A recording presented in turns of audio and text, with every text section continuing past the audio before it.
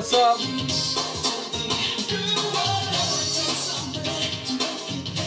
Hey Jersey, how you doing?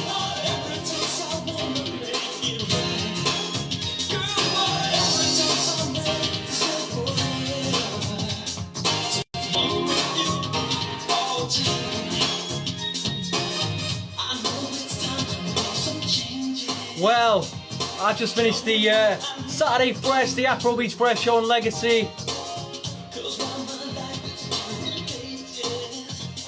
I'm hopefully, if you can find us, gonna go live with an amazing singer, songwriter, producer, Gardner Cole from the US. Let's hope he finds us. I'm good, miss.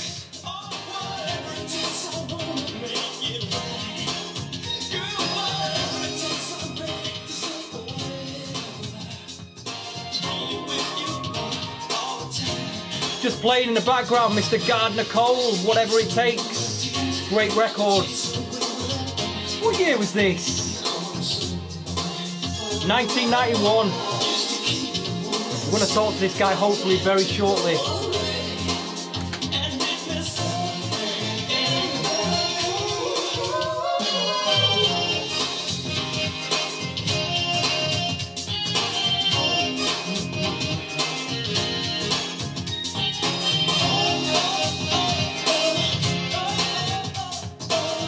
Well, like I say, we're going to go live very, very shortly with a true, I would say he's a bit unsung, absolute legend of the music world.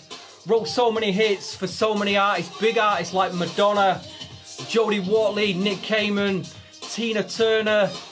There's so many. We're really going to talk to him. I can see him there now.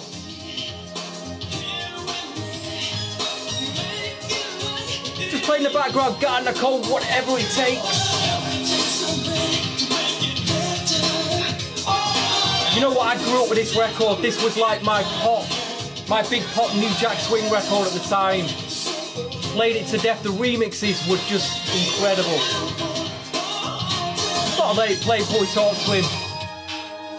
Gardner, I'm going to send you a request now, so just wait. And you will see a request come up.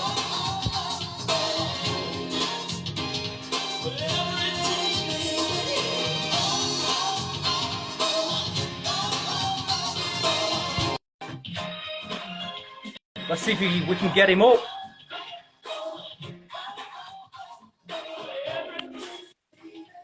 Oh, wow, there he is. How's it going, Stevie? I'm really, really good. You know what? There's only been 2 occasions when I've been starstruck, you know. Oh, and this is the third one. The first one, can you hear me properly? Can you hear me well? I can do, yeah. Let me just fantastic. There we go. Okay. The first time I was starstruck was when I met Teddy Riley. I did an interview with Teddy Riley, the producer. Yeah, that was just, you'll know all about him. And the second one was Devontae Swing, the producer from Jodeci. You aware of his music? I didn't know what to say to him, I'll be honest. I met him, didn't know what to say to him. But as I was telling the listeners before, I feel with you, it's like you've done so much material in the past and you're kind of unsung. And I feel like you've got a story to tell. And as music collectors, music lovers around the world who are aware of you, we don't know your story. And I've kind of waited. I've been on this station now for nearly 10 years. And I've always wanted to interview you, but I wanted to wait for the right time. And with the Mighty Soulmates coming to the fore, your new album out, I thought, this has got to be the right time to get you, you know. And here you are. I'm so excited. I'm honored to be here. I'm honored that you would take the time to put me on here. Well, you know, the feeling's mutual. And I believe you're on a farm in Arizona. Is that correct? That's correct. I'm in Scottsdale proper. So you walk 2 blocks from my house and you're at restaurants and lounges. And we have the last urban farm in this area. So what drew you to the farm life? Well, I grew up in Michigan and I've always loved nature. And I was around animals a lot. There was a family friend when I was young who was a veterinarian. And I used to go and work summers on his farm, and I just fell in love with that lifestyle. And so is this something that you're there for life now? Are you going to see the farm life? Because I believe it's hard work, farm. You got to be up in the morning to feed the animals, I suspect. Yeah. Yeah, they don't care if you spent the night out partying. They want to eat at a certain time. So, yeah, Wow. It's like clockwork. They're very regular, and they get mad. The donkeys start braying quite loudly if I don't get there at the right time. Wow. You know, I've seen your Instagram, your little videos, your post. It looks blissful, to be quite honest, because I'm from the city, so yeah, seeing that just looks incredible, you know. Well, I did 15 years in LA. So happy with your family there.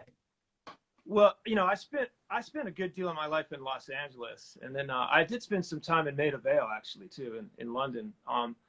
I love the city too, but it's more fun for me now to visit the city and get out of the rat race and come and chill out here.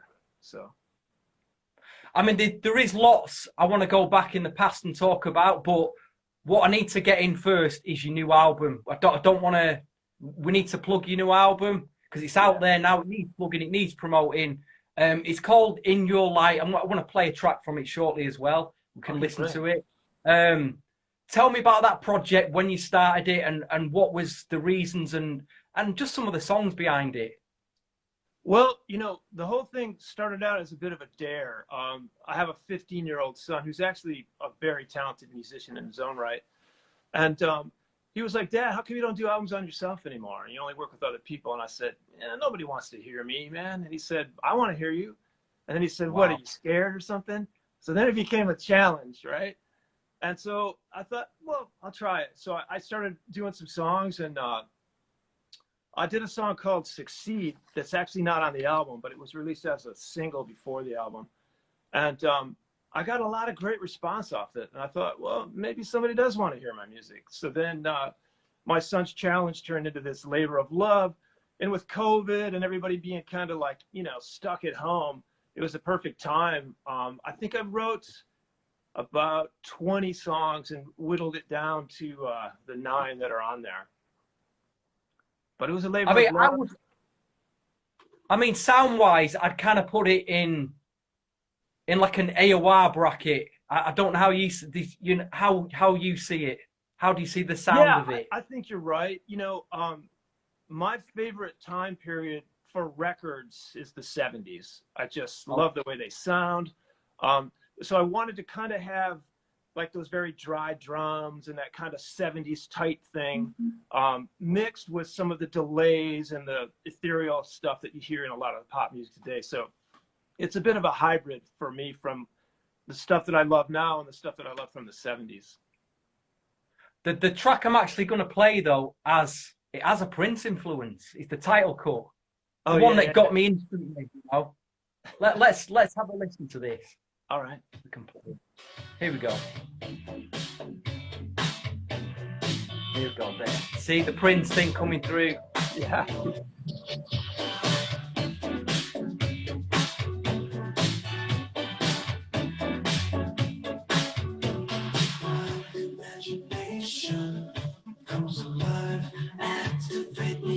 You know, I think this could be a single. You know, I really think this could be a single from it. Maybe a video. Yes.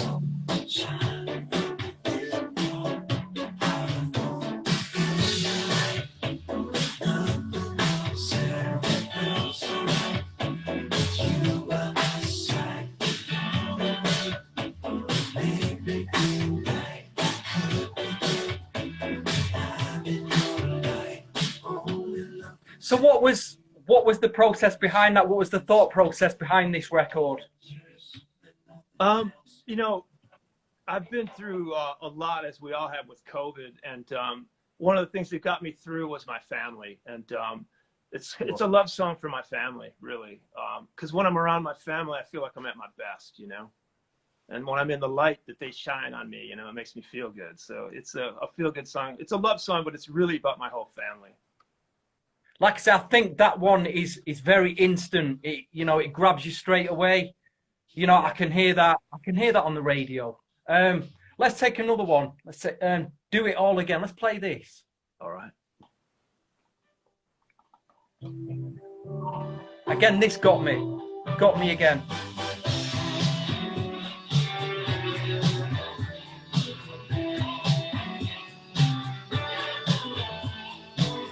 No time to make things better. No time to make it right. I hold on to the passion.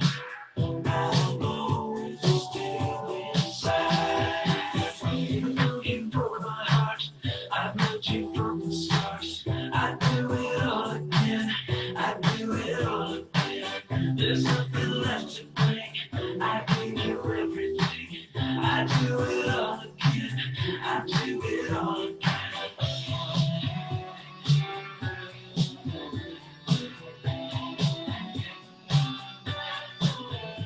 That's Do It All Again. We're with Gardner Cole live.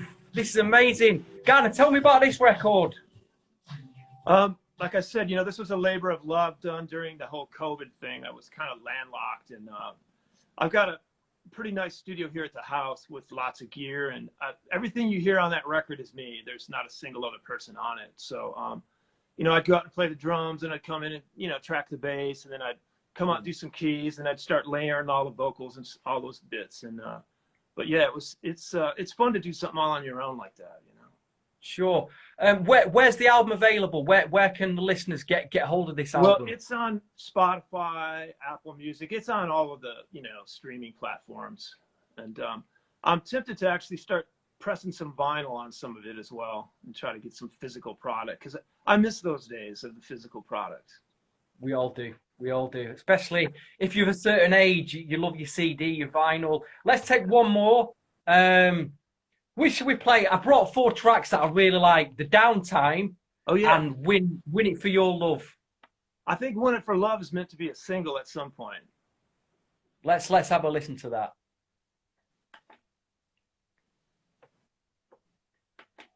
Here we go.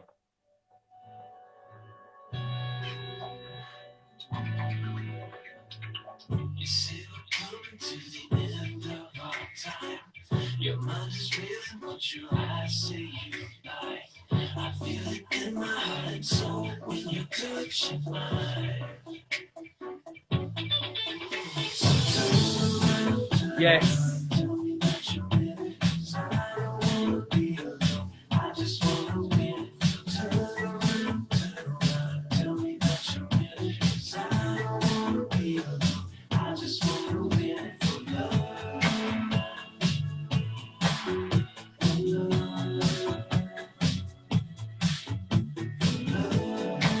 You know what? Thanks to your son, you gotta say, because this may never happened. Yeah. You know, so big up to your son, you know. And like I say, the album's out, it's there to stream, it's there to download, and hopefully we'll get some vinyl of it, and it's great, it's out there. I do want to tell you a little story, and yeah. I want to go back to the early to mid 80s when I must have been about 8 or 9. By then, my grandma, my auntie had bought me a record player. So I had a little selection of vinyl.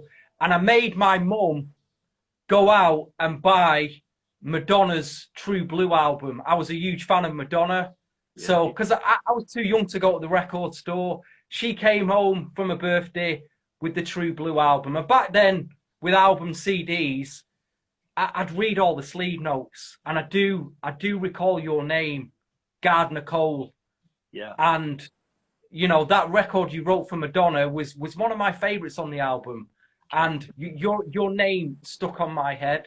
So, tell me about that time period. Tell me about, did you actually work with Madonna in the studio, or is it just a song you submitted to her?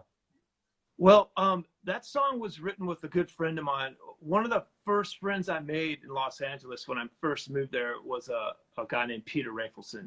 And we're still mates. In fact, I talked to him last night on the phone.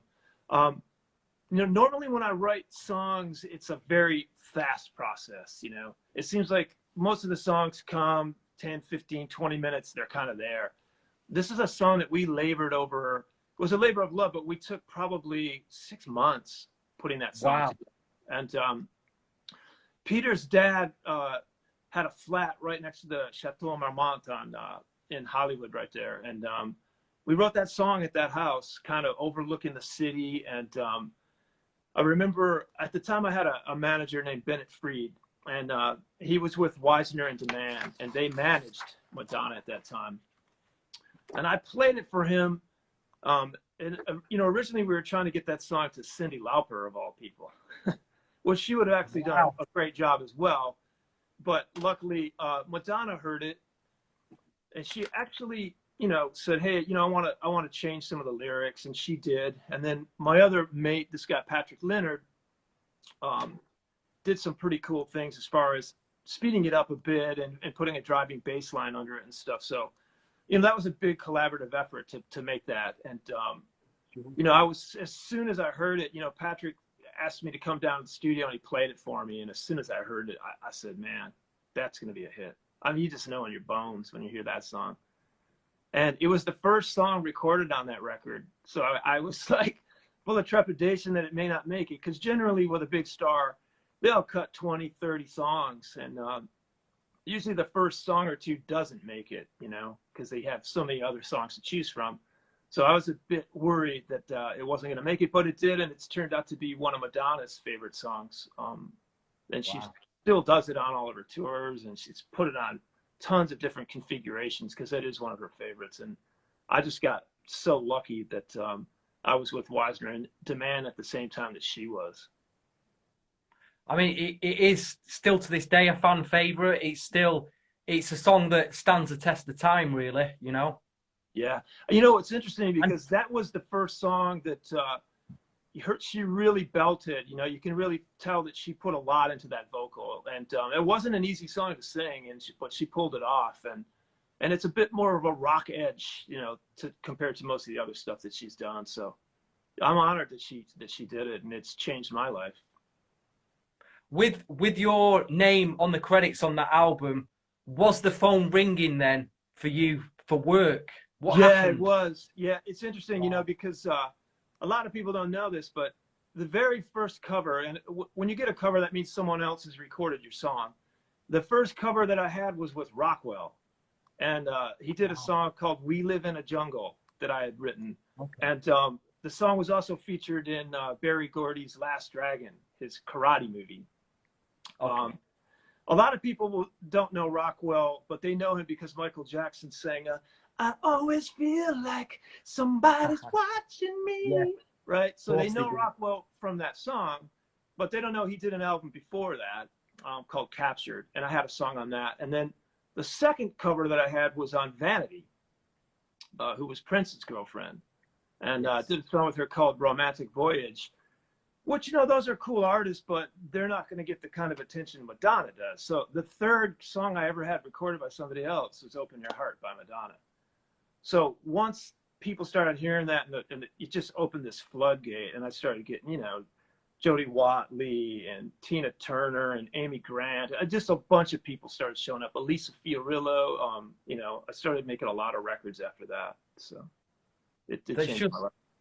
It's incredible, and the second part to this story is because obviously your name had subconsciously stuck in my head from them early 80s days.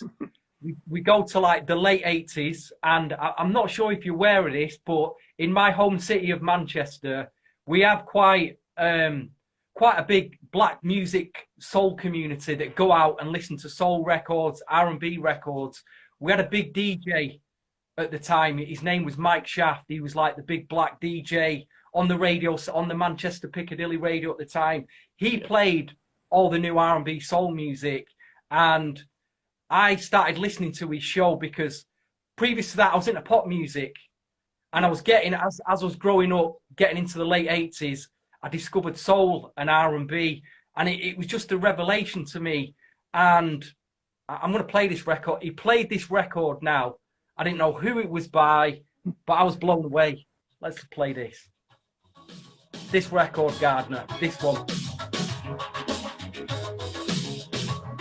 Amazing.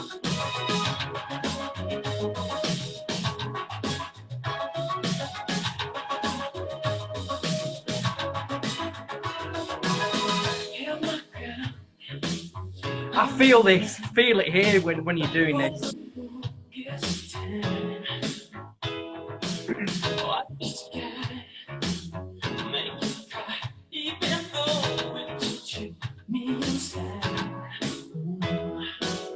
Can't you see what you do to me? Turn my world upside down. Yeah. And all I feel is the need to be what you're living about.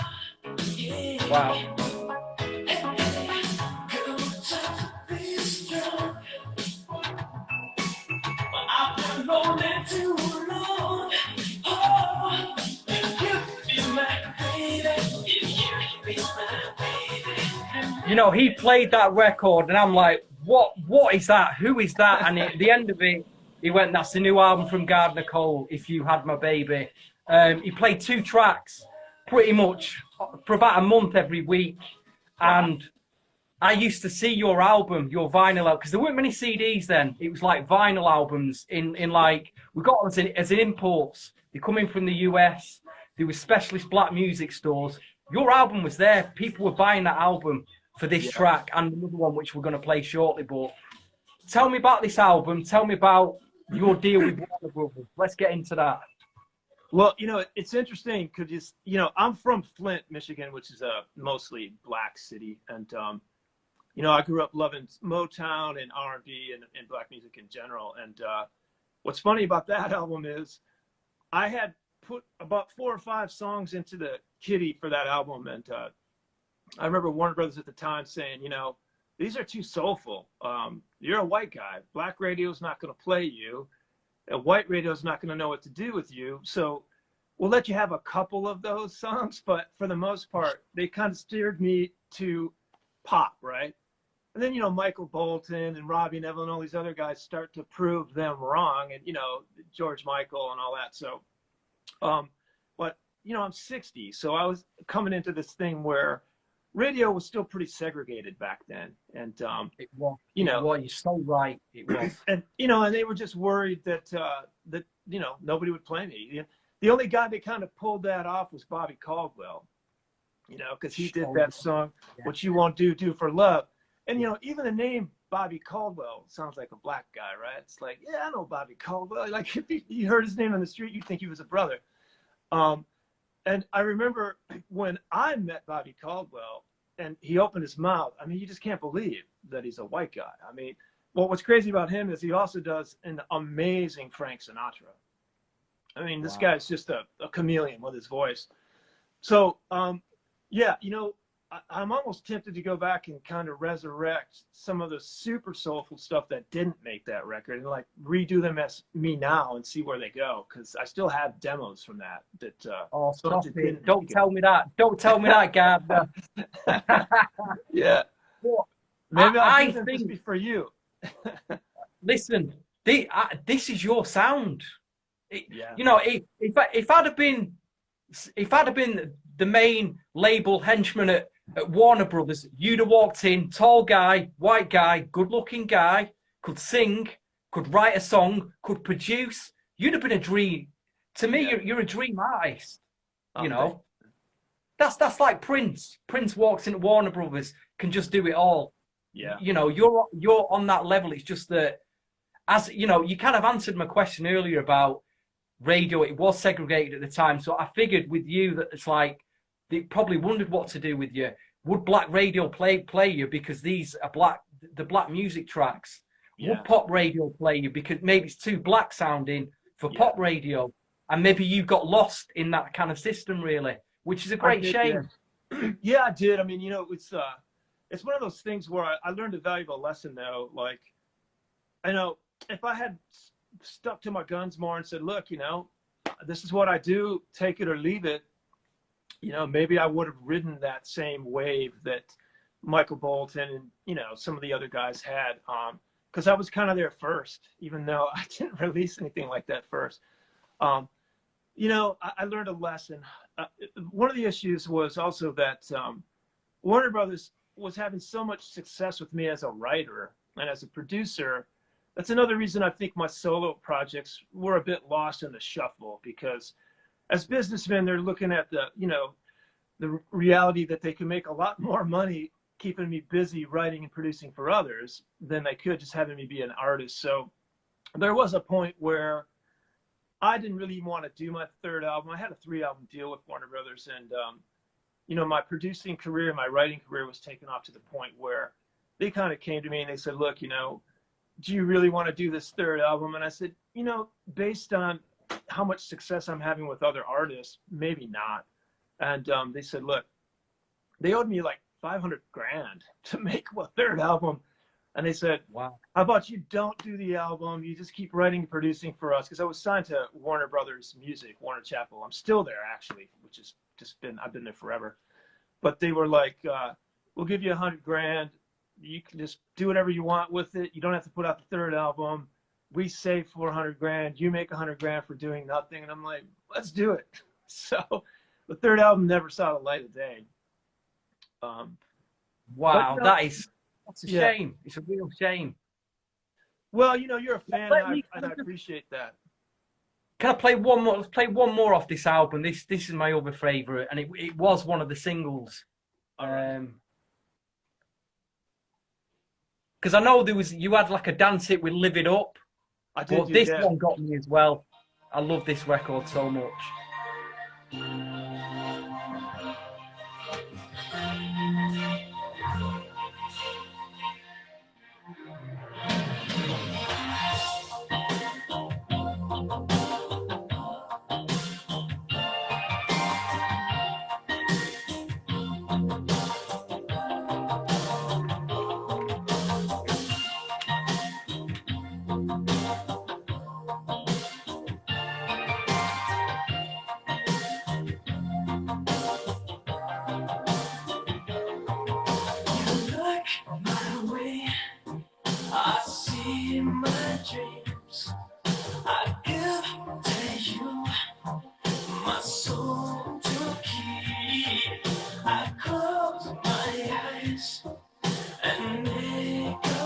What a track! What a track!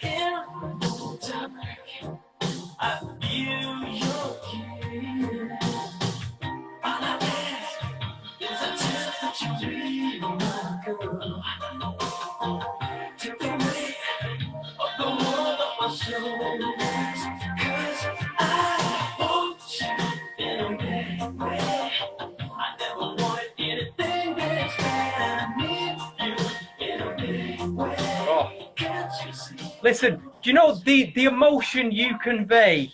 I feel over the 2 albums that you did back then. It's like you meet your dream woman, and you've just got to have her. That's what I feel when I listen to these records. It's like you've just met her, you want her. How do you get her?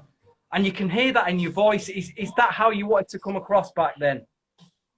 Yeah, you know, I've always been a bit of a romantic, and all of those songs were, you know, they were written from my point of view of either being in a relationship or chasing a relationship, or, you know, pretty much all of the big hits I had were like, you know, the Jody Watley song "Everything" was, you know, coming out of a breakup that was someone I'd been with for 7 years, and I was pretty tore up.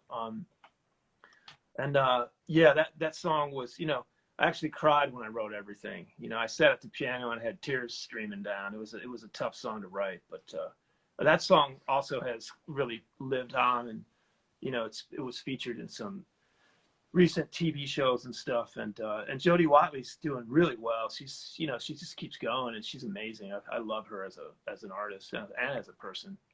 Sure. I mean, let's just briefly go over your second album, which we've got here. Now, this, I'm still a very big fan of New Jack Swing, the production sound. I collected it. I've got thousands of New Jack Swing records at home, the albums, all the CDs. This album, for me, it's production-wise, is influenced by New Jack Swing. I felt that you may have been listening to Janet Jackson's Rhythm Nation album, because I can hear elements of that in the production. Yeah, I love that album. Let me play this. In fact, yeah, go on. Sorry, go on. What was you going to say? No, I was just going to say, you know, living in LA, you know, the radio, stations are incredible there, and yeah, I did listen to a lot of Janet Jackson. I'm a huge Michael Jackson fan. I'm not Jackson 5 fan. You know, there's a lot when you grow up in Michigan, especially, you know, Flint, and there's a lot of Motown around. One of the things about Jam and Lewis is they were real songwriters, you know, and that's what made Motown so amazing, is that those are real songs. I mean, they're proper songs. You got verses, B sections, choruses, you know, bridges, you know, and it's like you listen to a lot of music today, and a lot of it's just, you know, repeating chords that go round and round, 3-4 chords, and they just build them up and break them down, build them up and break them down. So I'm still a fan, you know, of the old school songwriting approach, where, you know, you actually put some work in, and that's what I tried to do with the record that you're talking about. Like, I don't know if you saw that before, but did the record company, or did they kind of pressure in to say, look, this swing beat, New Jack Swing sound is a big sound, we need some of that on the album? Did you feel any pressure, or did you want to do that? I mean, you know, I loved that sound, and you know, they were very supportive. You know, Warner Brothers Records at that time was the biggest label, man, in the world, and they were incredible, and they were a very artist-friendly record company. And I think one of my mates is Michael Austin, and he was kind of the head of A&R. It's Mo Austin's son, and to be honest, you know, he was very encouraging. He was kind of like, you know, just do whatever you feel, man. And he didn't keep me on a tight leash or anything. You know, they were pretty like open-minded about a lot of stuff. And Andre Simone is a good friend of mine. You know, him and I started doing some writing around that time, and you know, both being from the Midwest and growing up, you know, doing a lot of R&B, because I did play a lot of R&B music and stuff growing up. I think a lot of that filtered into this album. Let's have a listen to, again, it's very New Jack, this, Love Is the Key.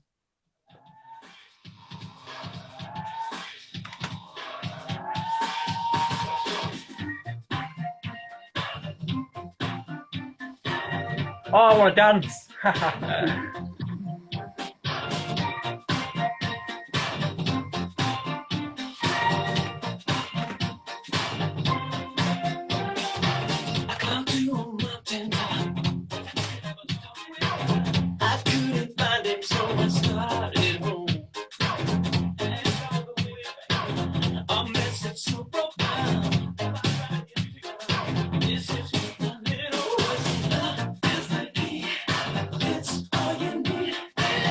Brilliant. Do you know, again, at the time, right, what happened was your single, Whatever It Takes, the 12-inch, came into like a few of the Manchester like black music import stores, and the fans of New Jack Swing, there was even a few DJs bought that record. And I got to say, big mention to Leaky Fresh. He'll be watching this. He's going to see this video soon. He played it on air at the time. I kind of went out and bought it. And then I just remember that the album just kind of slipped. It slipped out. It was just there one week because there was no social media back then. There was no mobile phones. No. So here in the UK, to actually hear, you know, to even find out your music had come out, it was very difficult. We had, obviously, do you know about Blues and Soul magazine? I don't know if they ever reached out to you at the time for an interview, or they may have did a review of this album actually. Yeah, you know, I don't know about that. I'd love to see if they did a review. That would be lovely to check out.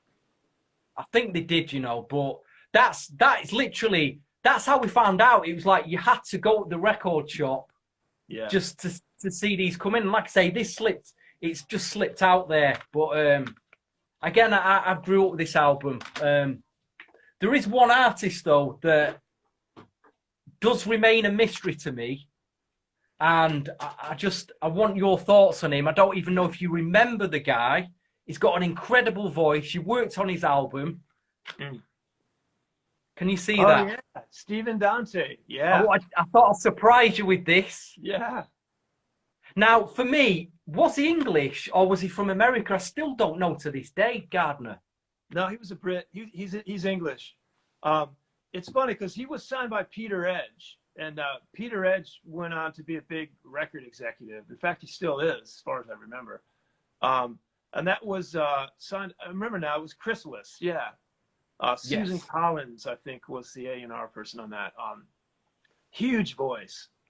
You know, it reminded me of like a bit of a Teddy Pendergrass or something, just like this incredibly big, soulful voice, and a nice guy. He came out to L.A. and wow, we worked out there in my studio there, and I think I went back and I think maybe we mastered in the UK, but most of that was all done out in Los Angeles. And he was a super nice bloke, good guy, incredible singer, just a monster voice. I'm surprised he didn't take off bigger than he did. I'm not sure. You know, it's a roll of the dice, man. You know, some of these people that deserved to be bigger than they are, who knows, man? It's fate, destiny. I'm not sure. But that's one that surprised me that he wasn't bigger than he was. He did have like a big chart dance hit with Jelly Bean in the UK. I don't know how that record did in the US, but it was big over here. You know? I don't think it did much here. Yeah. Jelly Bean had a hit here with Elisa Fiorillo that actually did pretty well. And she was another Chrysalis artist. In fact, I did some of her songs on her first album as well. Let me remind you of this track, actually, because, again, I love this track. Great spring summer feel, this.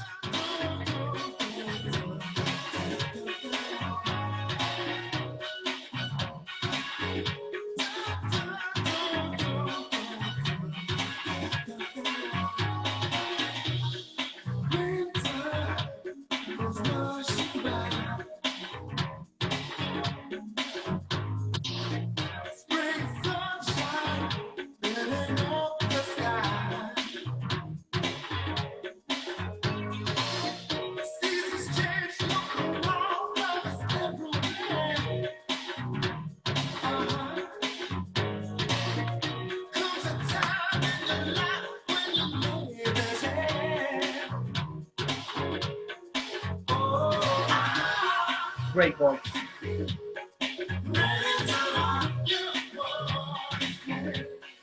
Stephen Donson, like you say, he kind of just disappeared. You know, he did go on the Mike Shaft show. He did an interview for that album at the time, and he was playing tracks from it. And then I think he turned up like in the mid-90s. He did a single with Juliet Roberts. That was it. And then he just disappeared. I've never heard from him since. He's been a mystery to me. But I'm glad you've set the record straight. I know now he was from the UK. I should have known, really. He's a Brit, yeah. And like I said, man, the guy's voice was phenomenal. I mean, just a huge voice. Yeah. There's a duo that I've only just discovered recently that you worked on as well. Giant Steps. Talk to me about them. And some amazing stuff on that album. Yeah, you know, they actually did quite well here. They had a song, one of them went all the way to the top 10, went to number 8 on the pop chart here. And they had another one that, you know, went into the 20s. Great guys, man. Really cool guys. Another thing where they came to Los Angeles, and we tracked most of that album between my studio and this other friend of mine, Jay Graydon, who has done a lot of great records in his time and is a monster guitar player. Yeah, those guys were a lot of fun. They were kind of nutters in a good way, and we had a lot of fun. And I turned them on to Mexican food, and they're probably still eating it today. And I remember we met in, they took me to some place in the UK that I was bragging about how good the Indian food was at some restaurant we went to in LA, and they're like, oh man, wait till we get you in Fulham. And they took me to some Indian restaurant in Fulham. It was just literally the best Indian food I've ever had to this day. And I'm a huge Indian food freak. So I still remember those guys for that. And they're great guys. And Colin Campsey was just such a great singer and such a great guy. I mean, that album I don't even think it got a UK release, you know. I just think it was an American release. So that's probably why I've just discovered it through your discography. You did touch on her before, Jody Watley. Yeah. Again, you know, we love this woman. Tell me about her and working with her. Oh, she's just such a pro. You know, Andre Simone and Pat Leonard are both, you know, very good friends of mine. In fact, Andre Simone and I are in a band together, the Mighty Soulmates, and we've been mates for many, many years. You know, when I saw what she was doing in the studio, I mean, she's just a pro, man. She just walks up there and sings, and it's just effortless for her because she's so gifted. And she's a style icon, you know, especially over here. She's just considered, you know, she's like a runway model that made it as a singer, you know. I mean, when you look at today's music, when you see today's youthful R&B singers coming through, I mean, she's like one of them artists. She passed the baton on, I think, to a lot of what you're seeing today. It all stems from your Jody Watleys, your Janet Jacksons, today's R&B, I feel. Yeah, you're right. You're right. You did did you do 2 tracks? You did Most of All, and you'd obviously Everything, and you did Most of All on the first album, didn't you? I did do, yeah, with Pat Leonard. Wow. Brenda Russell. Oh, yeah. Tell me about working with Brenda Russell, another great artist. Oh, she's such a sweetheart too. She came around the studio, and you know, I put together the track, and she started singing over it, and I love that song, Gravity. That's one of my favorite songs I've ever written. It was just such a cool vibe. And I remember we tracked most of that at Stanley. We did the basics at my house, and then we did the vocals and overdubs over at Stanley Clark's studio. And I did all the programming on that besides writing it with her. I played, you know, the keys and the drums and all that kind of stuff on that as well. And she's just a lovely person, just a sweetheart, and an incredible songwriter, an amazing singer. I mean, she's the real deal. I just wonder that, because you've done all this work in the past, and you touched upon it a bit earlier about your son, like giving you a dare about the album. Is your hunger for music still there? How are you feeling now after all this time? I mean, it's still there. You know, it's funny. On my mom's side, I'm actually a quarter Mexican. You never know by looking at me, but my mom's like Scottish, Welsh, Mexican, and her father was a mariachi. My father is a jazz musician. My grandfather was an incredible musician that played all around the Keys of Florida all the way up until he died. So genetically, it's in me. And it's funny, my son, who's just a incredible keyboard player. I mean, at 15, he can play Chopin by ear and stuff. He's, you know, it's in him too. I see it. It's like you get this multi-generational gene for music, and you got to flex that muscle, or you start to go a bit bonkers, you know? Sure. I mean, again, you touched on it earlier. You've got some demos hidden away. There was also this project. I'm going to play a track from this project from around 1993 that had just blown all the music collectors away. The Mighty Soulmates. Oh yeah. That story is incredible. I watched the St. Paul YouTube interview you all did together. Oh yeah. That backstory is just incredible, and how it stayed there in the vault so long. Tell me about that time period and working on that project. Well, you know, what's interesting is we were all friends. I was friends with all 3 of those guys. They weren't so much friends with each other. I was kind of the glue that brought that all together, because I saw, like, you know, St. Paul was coming out of a deal. McMurphy, all of us were kind of coming out of our deals with majors. And we were all kind of like, what do we want to do next? And I remember growing up, I had so much fun being in bands. And I thought, man, I'd love to do a band thing again. I started thinking about, God, who would I want in a band? And I, you know, those are the 3 guys I reached out to, and thank God they all said yes. And it's interesting because we're all very similar in the sense that we all kind of play more than one instrument. We all sing, we all write. And, you know, sometimes you mix 4 ingredients together and you just end up with pure shite, you know, nobody gets along and the songs suck. It wasn't the case with this at all. In fact, there's just a bunch of songs that nobody's even heard yet. I think there's another dozen at least. We have enough to do a whole other Mighty Soulmates release. It was so effortless because we all became really good mates. You know, we all kind of hung out at my studio, and we go out and play basketball, and we swim in the pool, and, you know, we just made it fun, and we made it like a family project. You know, we'd share meals and hang out, and I think you can hear it. There's a real camaraderie that comes through on that record because we're all just getting the best out of each other, you know? Let's take a listen to this record, I Want to Be the One, from it.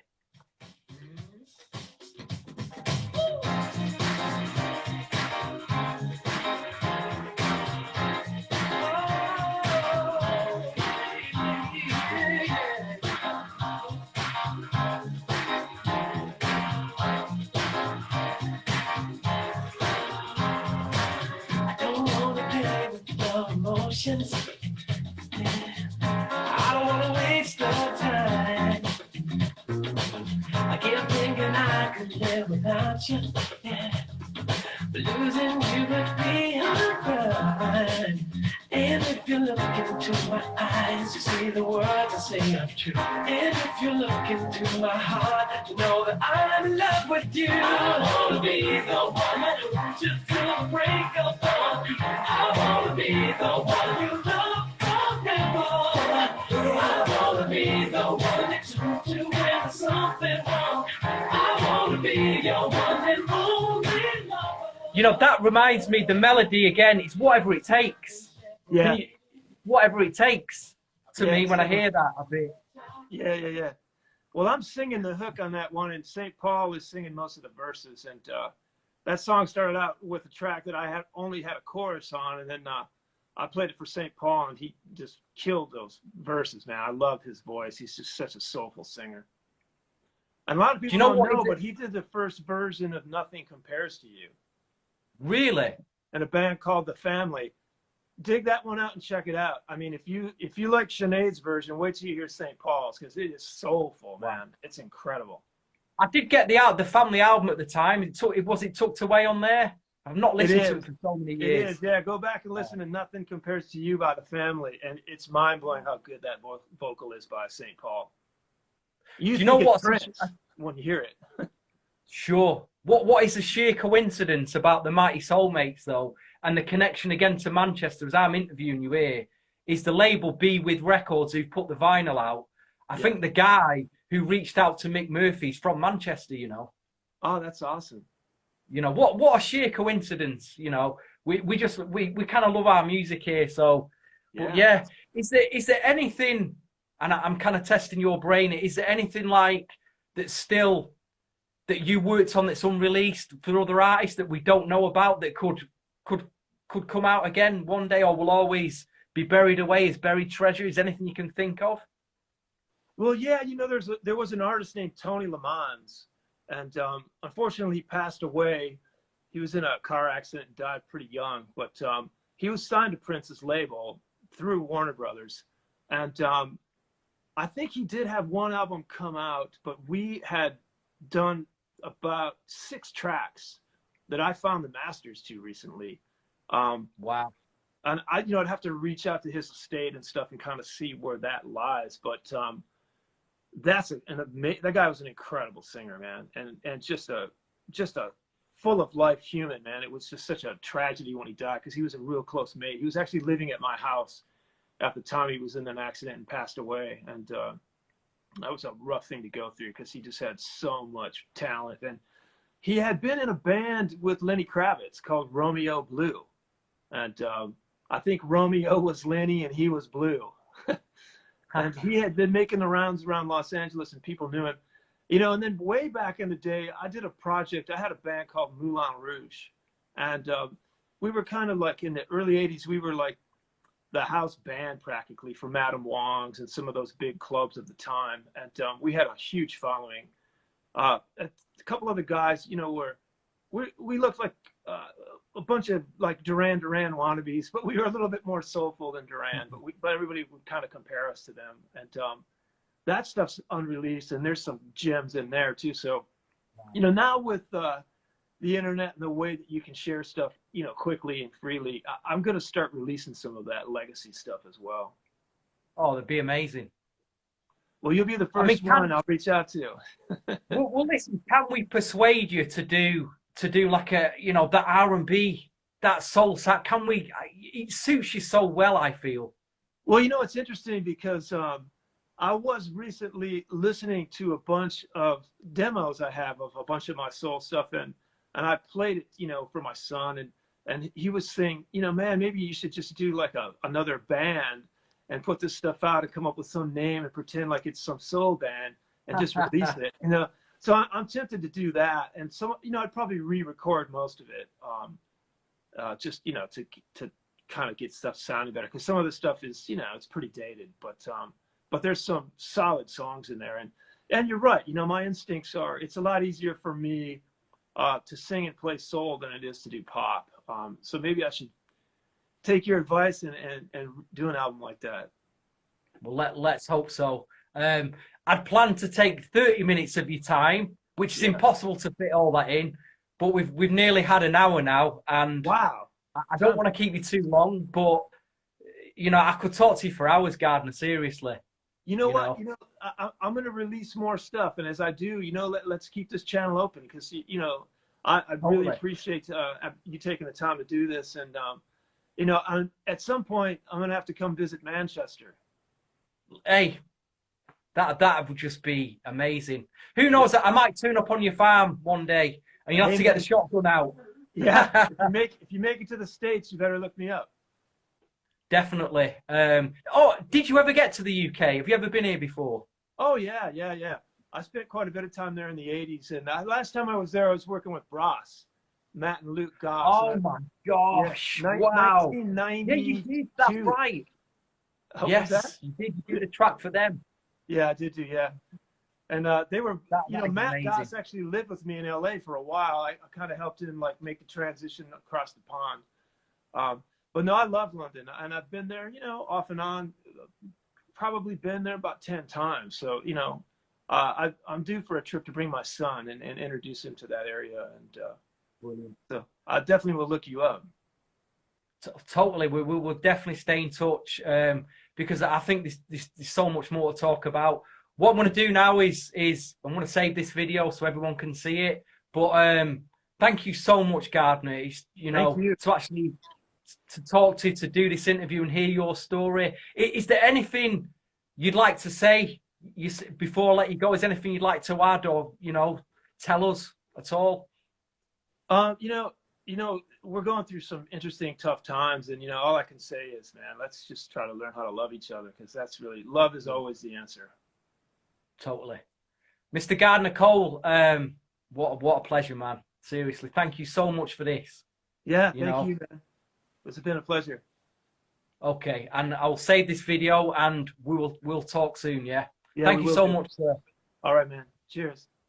God bless. We've just been live there with Mr. Gardner Cole, singer, songwriter, producer, legend. Thank you so much. And goodbye, everybody. Thank you so much. Thank you for watching. Thank you for listening. He's one of 5 artists I've always wanted to interview to tick off my bucket list. And I'm just so happy. So thank you. Thank you very much. Till next time.